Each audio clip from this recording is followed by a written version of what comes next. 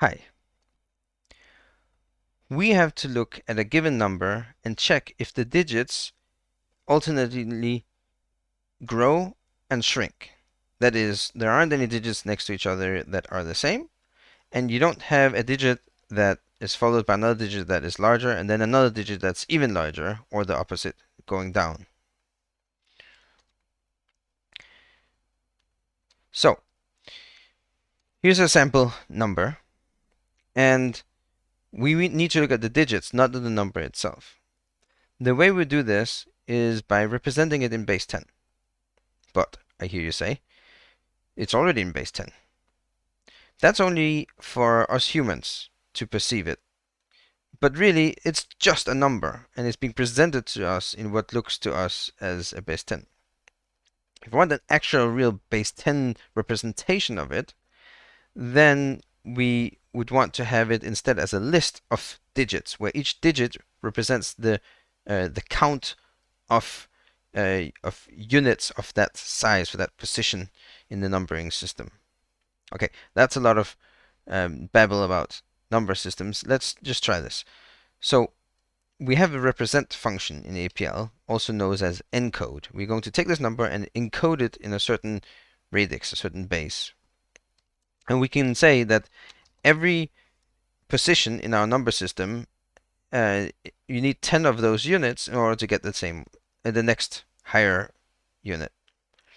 Now, this might seem obvious that they should all be 10, but some numbering systems have mixed base. For example, the way we count time, we have 1,000 milliseconds makes up a second, but 60 seconds makes up a minute, and 60 minutes makes up an hour, and 24 hours makes up a day, and 7 days makes up a week, for example. So we specify here that we want all these bases 10, but the number got truncated because we didn't have enough 10s. So we don't want to specify how many digits there are. We would like to have this done automatically. And there's a trick to that. When I go the other way and I want to convert these digits to a single number, then I use the decode function, which is just the same symbol but upside down. So this converts to a number base, and this evaluates in a number base that looks like the base of a pillar. And here, I don't need to specify the number of digits, because if I only specify it once, then that gets mapped out to all the digits. Okay, how can we use this? Well, there's a neat trick, and that is to use the power operator. The power operator takes a function on the left and a number on the right and applies the function that many times. So here, I don't want to apply this function. The trick is to apply it -1 times. What does that mean? That means asking the APL system, what would be an argument to this function with this left argument such that the result would become this? So being that this evaluates from base 10, and we need to get this result, then the argument given to the function must be the list of digits that represent it in base 10. That's exactly what happens. That's the result we get.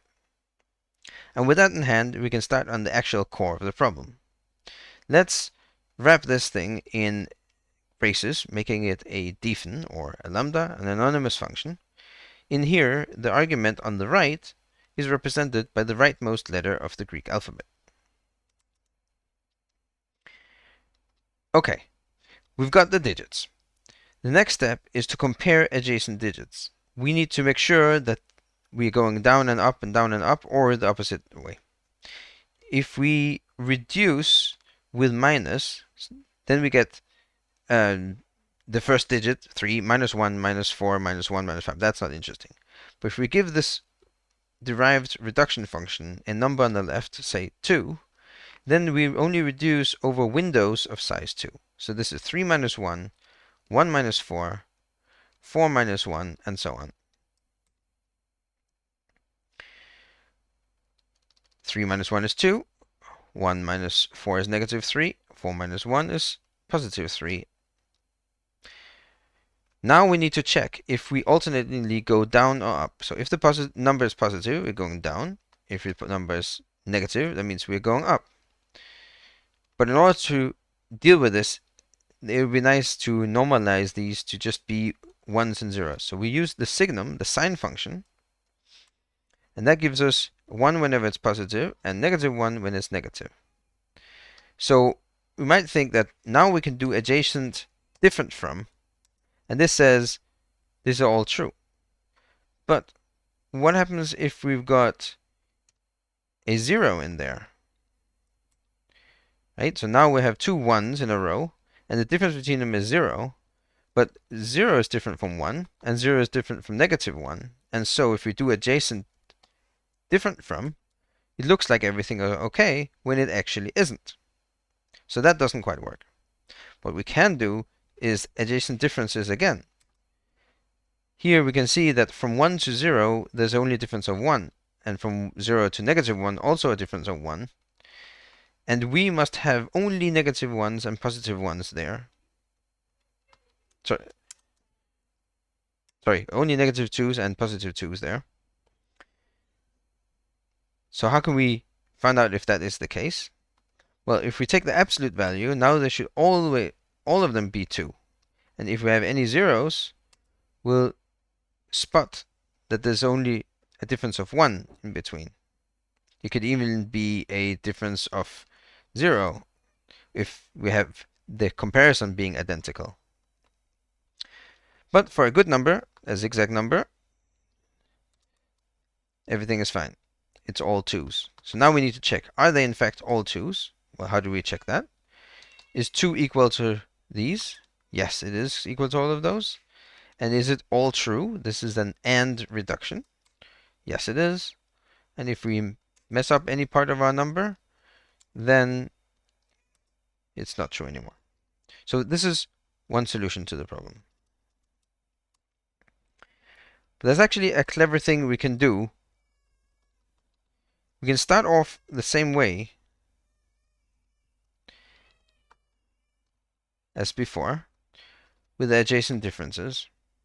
And then we can remember something from basic math lessons, which is when we do multiplication, equal signs give positive and unequal signs give negative.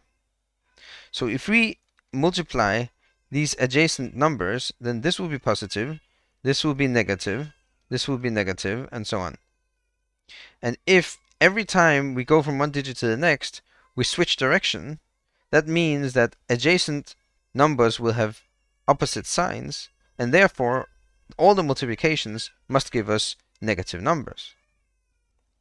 So if we do adjacent multiplication, we can see that there is a positive number here, and that's not what we want.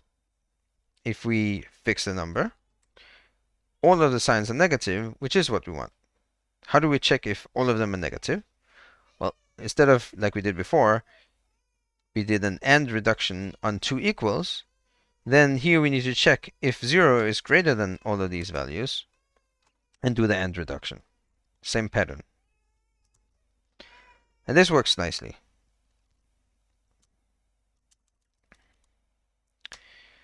There's an interesting pattern going on in this function, and that is we have an argument, a function with 2 arguments, a dyadic function we call that, and its left argument. Another function with 2 arguments and its left argument. Another dyadic function and its left argument. And it keeps going like that until the last function, which is applied to the result.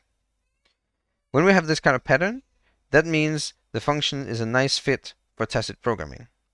So we can get rid of the braces and cease to mention the argument by name, which is what tacit means. It's just understood that the argument is there without mentioning it.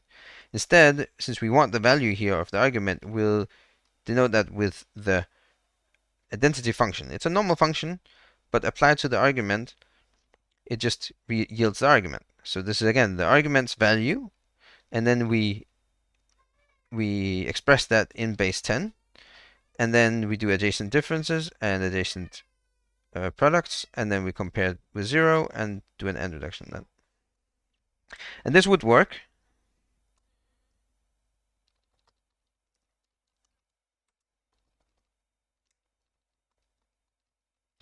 However, we can be a little bit more clever.